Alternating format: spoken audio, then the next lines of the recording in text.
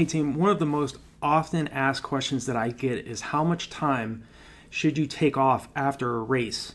And I know every athlete is different in terms of how they prepare for their races and how much time they take off. But in my own opinion, I think that you really should enjoy your time away from the sport so that you can really stay energized, keep your enthusiasm for what you're doing, because this is not an easy sport. Of course, it's fun. It's great to go out there and compete and to have fun and to compete against athletes that are at your level or faster than you. But I do think it's very important to enjoy the time away from the sport because, again, there's always going to be more races. There's always going to be other workouts to do. But if in terms of time frame of how much time should you take off after a race, especially if you're running a longer race, half marathon, marathon.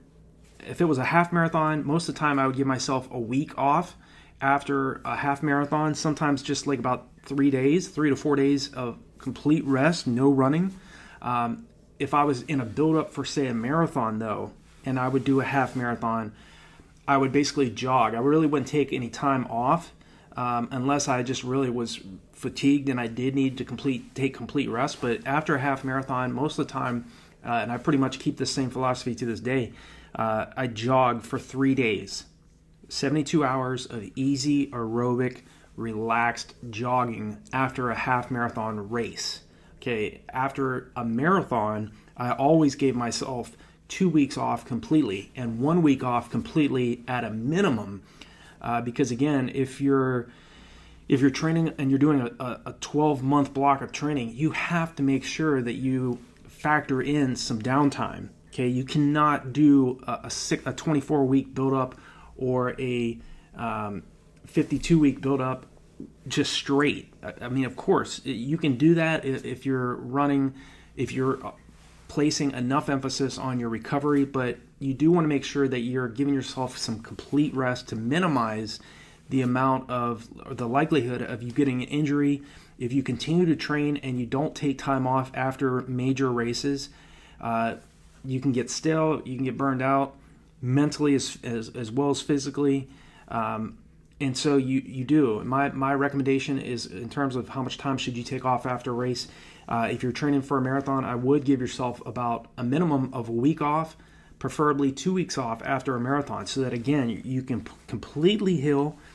There's so much physiological fatigue that's on the body, especially after a marathon, as well as both mentally as well as physically after a marathon effort, that you definitely want to make sure that you're paying attention to mesotherapy, taking ice baths. And if you're training for a half marathon, again, I would recommend at least giving yourself a couple days off completely, or just jogging easy, no hard running for about 3 days, about 72 hours after a half marathon.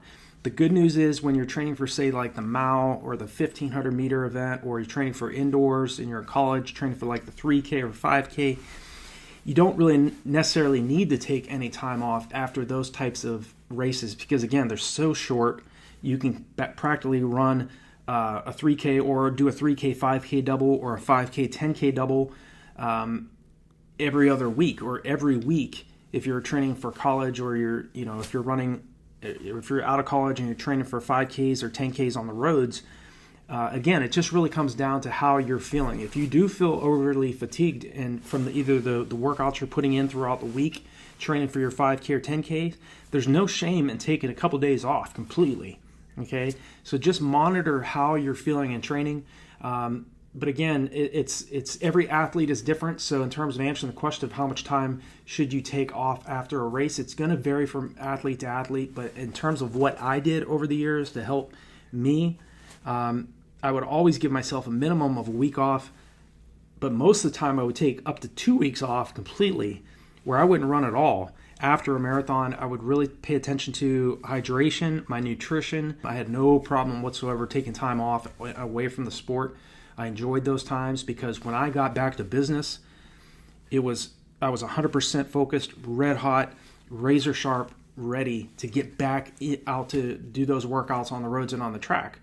So again, allotting that time for your body and your mind to rejuvenate and to get back out there and to continue to put in the work, you have to make sure that you're providing your body enough time to recover and to adapt to the hard work and the hard workouts you're doing. So again, if it's a shorter race, 800 meter, 1500 meter, 1600 meter, 3200 meter if you're in high school, or 1500, 3K, 5K, 10K, or if you're in college, you don't really need to take any time off after those particular races. Again, if the season's over, I would recommend giving yourself a week to 2 weeks off completely, okay? And then start building into, say, if the outdoor track season's done, and take some time away and give yourself a week to 2 weeks off, and then start building up for your cross-country season coming up if you're in college or if you're in high school, or you're building up for, say, a marathon.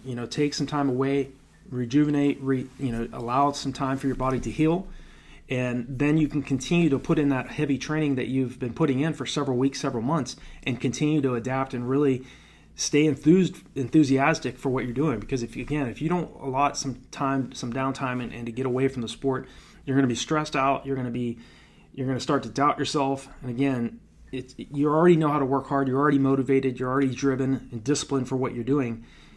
But at the same time, you have to make sure that you place that emphasis, that drive and motivation that you have to train. You also have to make sure that you place that same type of intensity and the same type of motivation, in terms of motivation, in your recovery as well, so that, again, you can continue to get better results, continue to set new personal bests. So I hope this video is helpful for you, just to let you have an idea of how much time you should take off after a race, and just to hear, at least for me, in terms of some of the things that helped me as a middle to long distance runner.